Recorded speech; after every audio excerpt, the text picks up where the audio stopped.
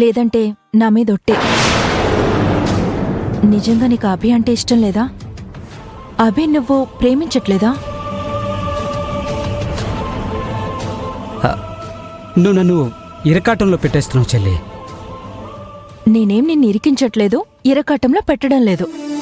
నాకు నీ మనసు తెలియాలి, అభి మీద నీ అభిప్రాయం తెలియాలి.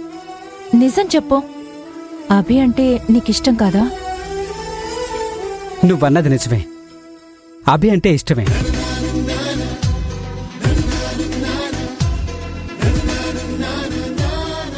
కానీ నువ్వనుకునే ప్రేమ కాదు, కేవలం అభిమానం మాత్రమే ఉంది.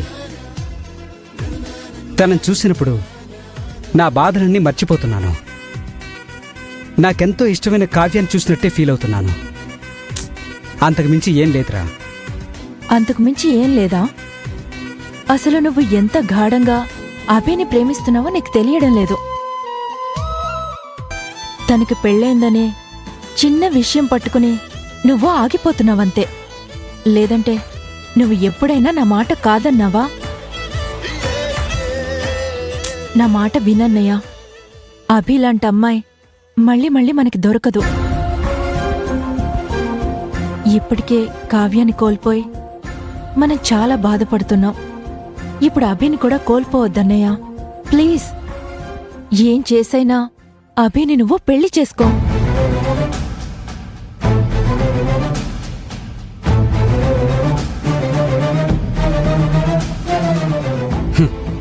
తనకి పెళ్లి కాకుంటే, తన భర్త మీద అపారమైన ప్రేమ లేకుంటే నువ్వన్నట్టే పెళ్లి చేసుకునేవాణ్ణి.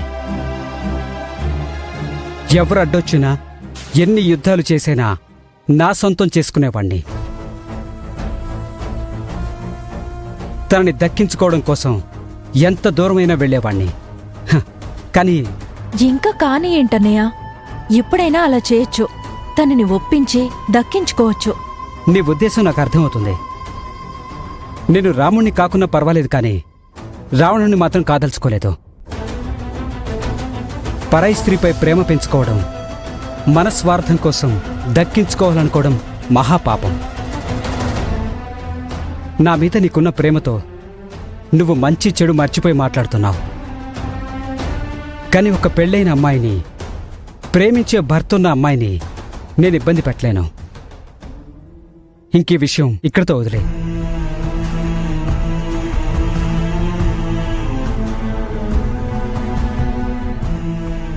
అభి అంటే నీకిష్టమని తెలిసాక కూడా సులువుగా ఎలా వదిలేస్తానో?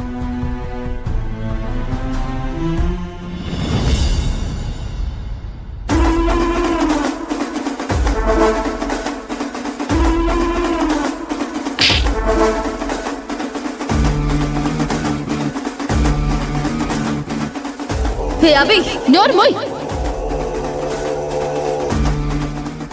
నోటికొచ్చినట్టు పేలితే నేను నా భర్తంత మంచిదాన్ని మాత్రం కాదు.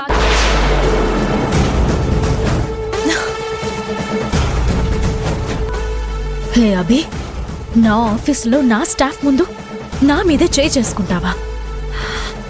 నీకెంత పొగరే!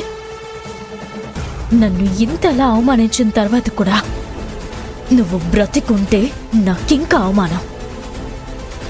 నన్ను ఎదిరించి బ్రతికి బట్ట కట్టడం అంటే అది జరగని పని. నీ చావు కళ్ళారా చూడకపోతే నాకు మనశ్శాంతి ఉండదు. అందరి ముందు నా మీద చెయ్యెత్తిన నిన్ను ఈ భూమి మీద లేకుండా చేస్తా.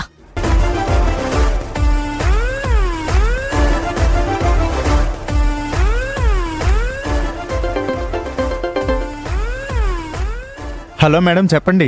రే, ఎక్కడున్నారు? మేమెక్కడుంటాం మేడం, ఎవరు పిలిచి పనిస్తారా అని ఆవారాగా తిరుగుతుంటాం.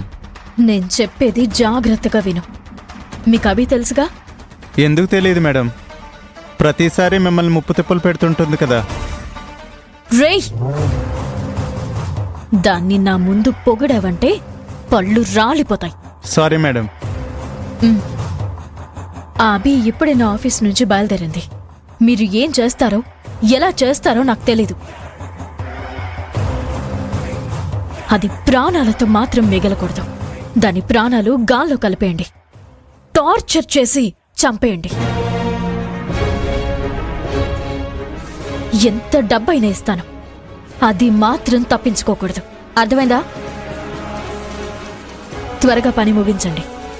అలాగే మేడం.